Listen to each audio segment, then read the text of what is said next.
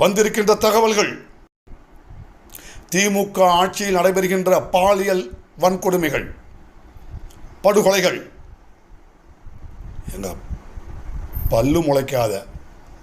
பிஞ்சு குழந்தையிலிருந்து பல்லு போன பாட்டி வரைக்கும் பாலியல் வன்கொடுமைக்கு ஆளாகின்ற அவலங்களை எல்லாம் தினந்தோறும் நாள்தோறும் எண்ணற்ற பாலியல் வன்கொடுமைகளை எல்லாம் தனது கண்டன அறிக்கைகள் மூலமாகவும் கடுமையான போராட்டங்கள் மூலமாகவும் ஆர்ப்பாட்டங்கள் மூலமாகவும்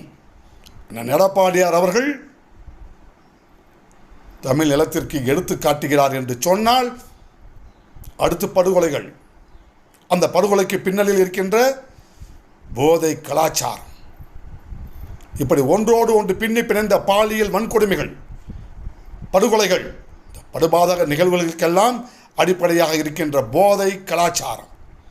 இவைகள் குறித்து கடுமையாக